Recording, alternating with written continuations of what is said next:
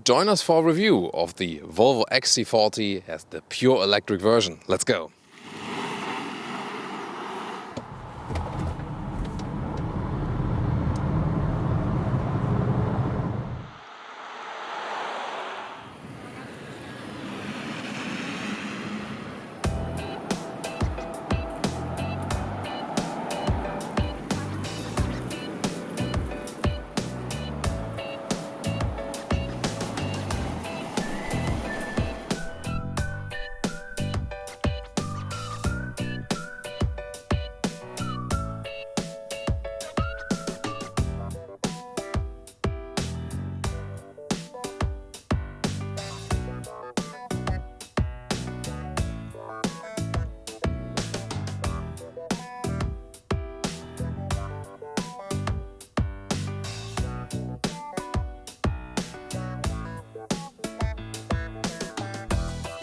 In the front we can see that the EV version of the XC40 has this closed front grille, so that appears less sporty, less aggressive. However, the overall front is still quite strong, pretty much upright, although it's still their smallest SUV. But really, this is the only EV fact you can see.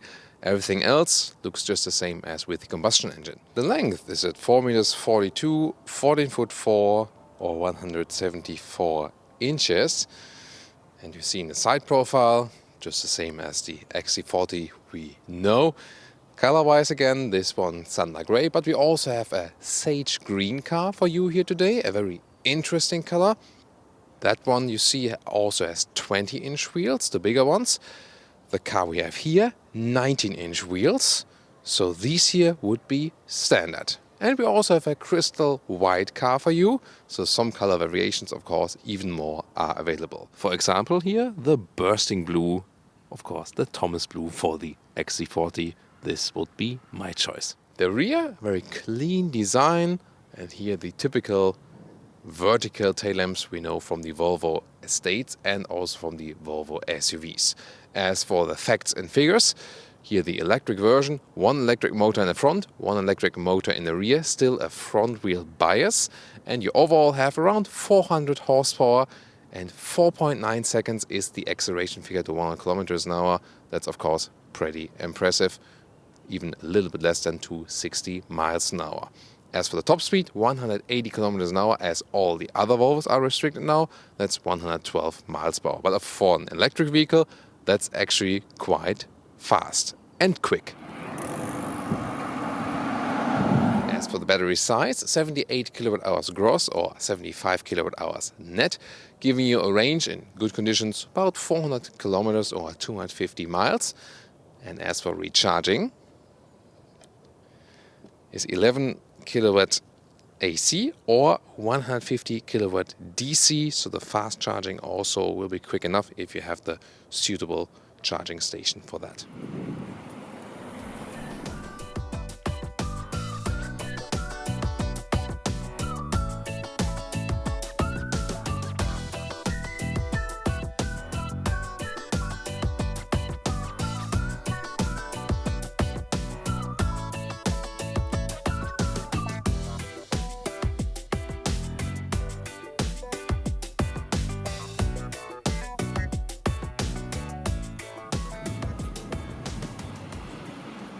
Now to the interior, we can see here interesting structures at the inside of the doors, optional Harman Kardon sound system, and this lava orange felt interior is also an option, so you can also go for a more subtle note. That's also no problem. I can also show you here a different interior with another color styling, so you can choose. Then steering wheel with interesting contrast stitches on the inside. The seats here with microfiber on the inside is also standard for the pure electric version. However, on the outsides, still animal parts are being used, same as for the steering wheel. Unlike in the Polestar 2, they do not offer an animal-free interior for the XC40 EV yet. However, Volvo promised to be working on that and will also reveal more of their strategy very soon. Getting inside, the cool thing here about the XC40, I also told you that with the launch, with the earlier reviews. By the way, if you want to tune into the plug-in hybrid model or to the petrol model, you can also check these reviews out here on our channel.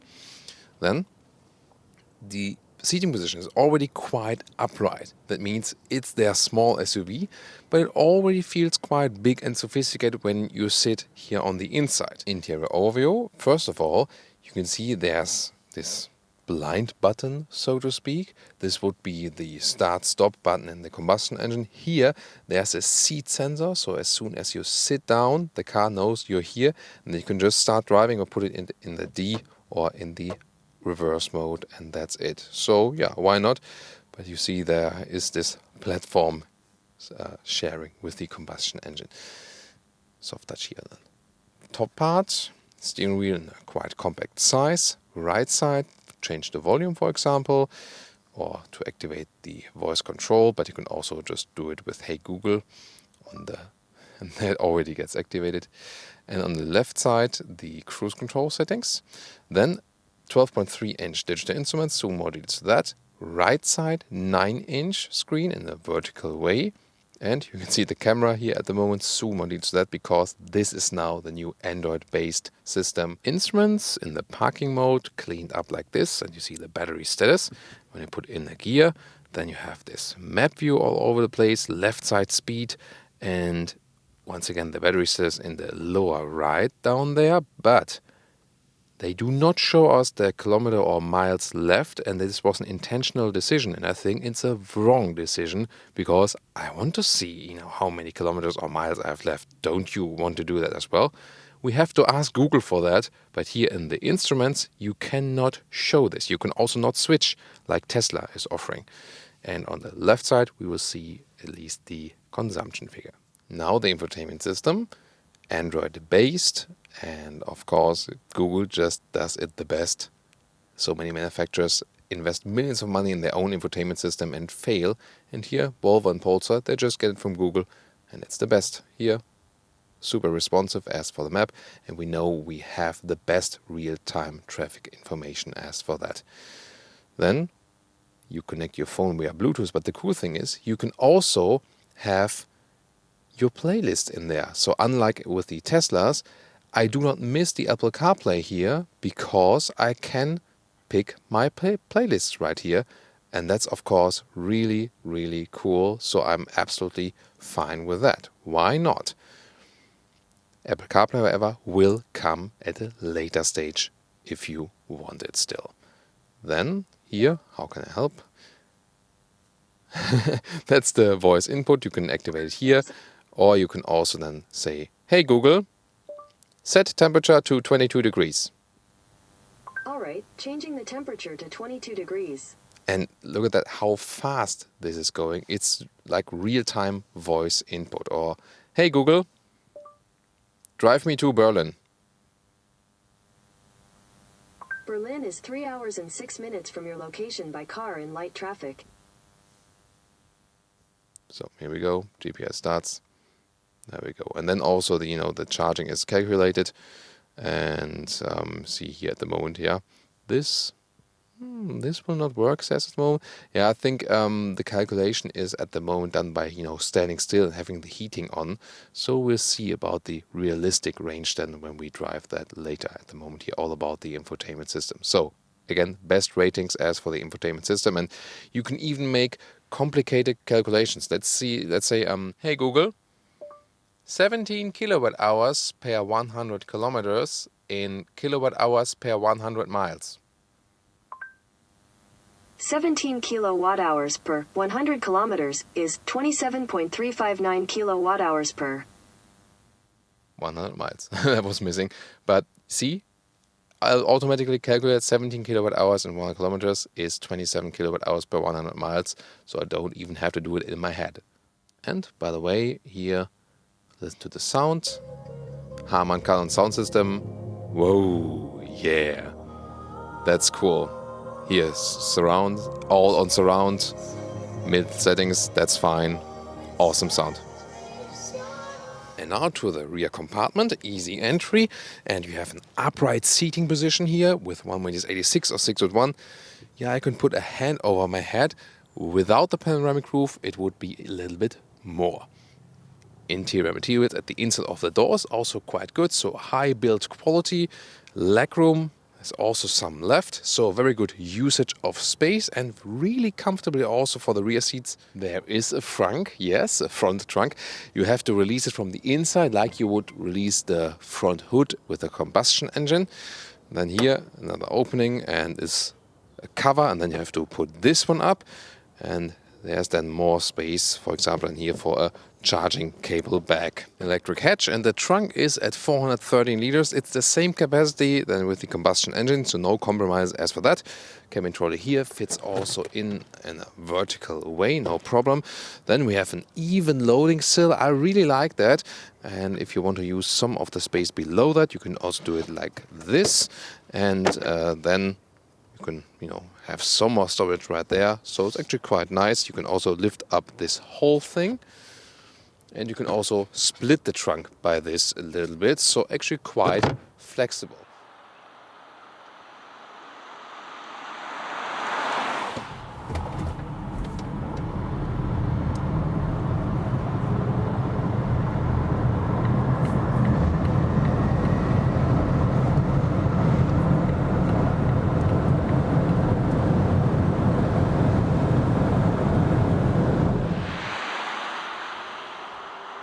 First of all, before we come to the normal driving lounge, it's performance time. We're in Germany, German Autobahn, the new Volvo XC40 EV, and let's accelerate it out.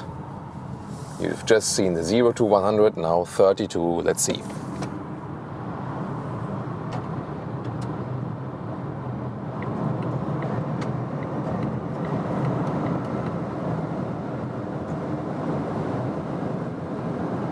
Maximum speed 180 kilometers an hour, 112 miles per hour, and that's super quick, definitely. So before you could see in a close-up also the instruments where we did 0 to also the top speed, not only 0 to 100. Really impressive, great acceleration, and this came so flawless. 184, 185 maximum speed. Here's also unlimited speed area on this German motorway, and I mean, we're driving really, really fast, and the noise insulation is still somewhat reasonable, somewhat good. And now let's reset the consumption meter and tell you what's the economy when we drive full speed. And that is at 40, see if it changes somewhat. Somewhat 40 kilowatt hours on 1 kilometers, and that means now about 50.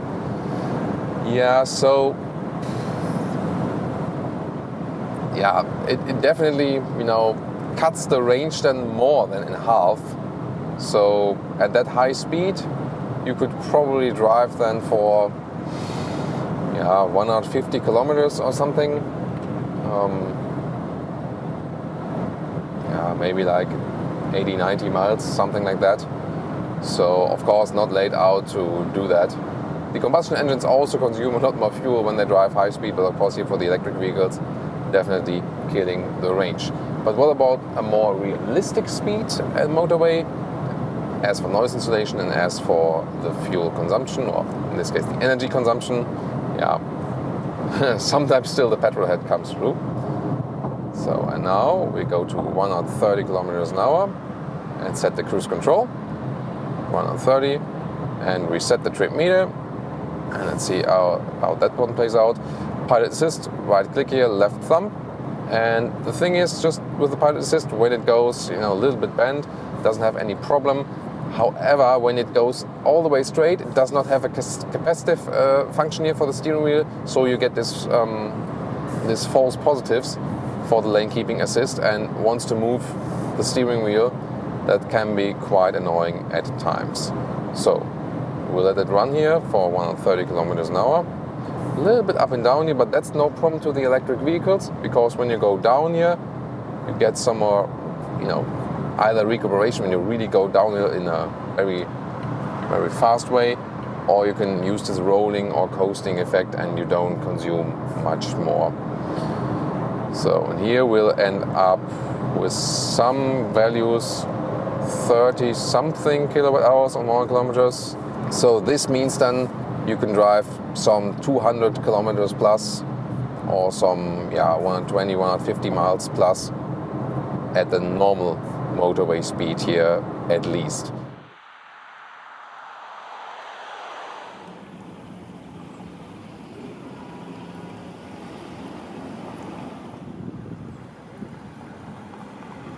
city traffic.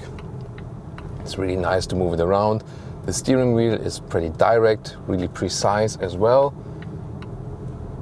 Low center of gravity, have the battery pack in the lower bottom, and I can already say right now that it just feels more agile to drive than any of the combustion engine models. Plus it has the faster acceleration with these 4.9 seconds to 1 kilometers or 4.7 seconds to 60 miles an hour. So really quick, especially from the get-go. I'll soon also show that to you. And here in the city traffic, we've been cruising around just a little bit. And yeah, the energy consumption figures somewhat around the 20 kilowatt hours on 100 kilometers. So like somewhat 30 kilowatt hours on 100 miles. And that means we are somewhat in the 200 miles plus something areas and between these 300 and 400 kilometers so far, as we know, for the city consumption and so on. And the overall feeling of this car is on the one hand quite normal because it feels somehow like the other XC40 models. But then again, a little bit more sophisticated with this new infotainment system. I really have the best Google Maps guidance. I also have this updated digital instruments. So this is really a step forward if you compare it to the combustion engine models. So this is just more intuitive, just easier to use. The one pedal driving is standard. You can theoretically also turn that off in the infotainment system. I would not necessarily recommend that. They did not go for any charging, for any shifting pedals here to change the recuperation or so. So they want that standard one pedal driving feeling for you, or to turn it off. And usually with the electric vehicles, you get used to that. You just lift your foot off the throttle and then the car is decelerating. What they also did here is a technology we haven't seen so far, so-called brake blending. And that means even if the battery is fully charged and you lift the throttle, you still feel as you would have recuperation, but in this case then it's done by the brakes. You might remember from our Tesla reviews or also other electric vehicles, when you are fully charged and you lift your foot off the throttle, the car is just rolling, coasting, sailing, but not braking. And you have to brake it yourself. And sometimes if you're not used to that and you don't know, in the first moment, oh, wait a minute, battery is full, at the moment it's not recuperation, have to hit the brakes. Here they wanted always to have the same feeling for the customer and therefore do this brake blending technology like this, that you have a seamless transition and you always have the very, very same feeling. And very interesting, and yeah, why not? Because even me, sometimes you forget and then you were irritated or something. However, more irritating is really I only see the battery status in percentage and I do not see the remaining range, and that is really irritating to me. When I drive the electric vehicles, I really want to see the remaining range. I just want to have that, So here now in the city traffic, I have sneaked myself forward, and this could be a very good moment when the traffic light jumps to green and I just do a 0 to 50 and sneak myself, and that's it. Yeah. As everyone. So yeah, haven't had it that sporty in the Volvo for a long time. Really super quick acceleration. The all-wheel drive has no mechanical link, of course. One electric motor in the front, one in the rear. Important information, there will be a different version later with just one electric motor in the front, which is then a cheaper entry version, also with a lower horsepower spec then, of course. And there will also be lower battery spec versions to save some money. So if you watch this video here at the later stage, maybe it's already available. So this one then being the all-wheel drive model, the P8. Not sure if they will give them other names. Here, this video recording when we are actually right now filming this here at the video launch. So, but I mean, this all-wheel drive, great acceleration, and it also felt evenly distributed. So usually you have a little bit of a front wheel bias, but when you really hit it, then both motors really give you all the maximum boost they have. And at the end of this drive here, 17 kilowatt hours on 100 kilometers, that's 27 kilowatt hours on 100 miles. with city traffic, acceleration, motorway, countryside, a good mix. And this would indeed be 440 kilometers of range or 270 miles of range. This is a good result, and we had the very same result with the Polestar 2.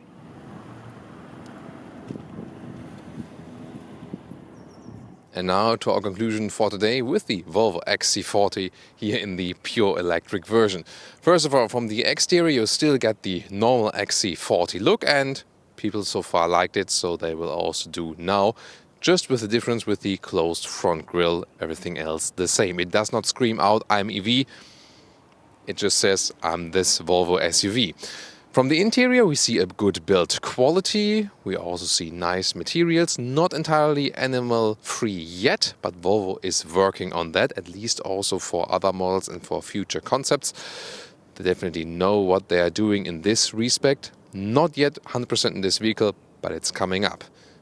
Greater things, definitely with the infotainment system, Google or Android based, that's the way to go. So many other manufacturers invest so much money in their own infotainment system, and they are still so much worse than what we see here. This is the perfect infotainment system, just an easy and good solution. Driving wise, even better, even more fun than with the combustion engine. It is already a quite, nice drive in the combustion engine here with the XC40, but here with a lower center of gravity, even sportier, it is heavier but feels lighter somewhat. That's the thing here with the electric vehicles. And of course, great boost, great acceleration boost. It's really a lot of fun to drive. Actually the most fun we've had in a Volvo SUV. So just driving wise, for a customer, it should be the electric version. Pricing wise, when you end up with about 60,000 euros with some trim, equipment, assistance systems, upgrade and so on, this car here is 70,000 euros. That's not cheap at all, of course not. It's a premium SUV segment. However, if you think about when you put a high-spec petrol car for the XC40, you wouldn't pay less. And then you think about governmental subsidies or some taxation benefits and so on and so on. And then price won't be, that much of a difference to the normal combustion engine of this vehicle here. So, range-wise, it's actually comparable to a Polestar 2, for example. So you also get a long ride there, some 400 kilometers, 250 miles. That's of course, not as much as we know from a new Tesla Model 3, for example, but still enough here if we take a look at the competition. So overall, I think one of the best offerings as for the EV market right now. Looking forward to your feedback. What do you think here? The XC40 EV, I think it's an easier name than like Recharge P8 AWD. Who uses that? They even put on their homepage saying like, okay, that's the pure electric, because they say Recharge both for the plug-in hybrids and for the pure EVs. So I hope you enjoyed our episode here for today. We did in filming it just for you. See you next time.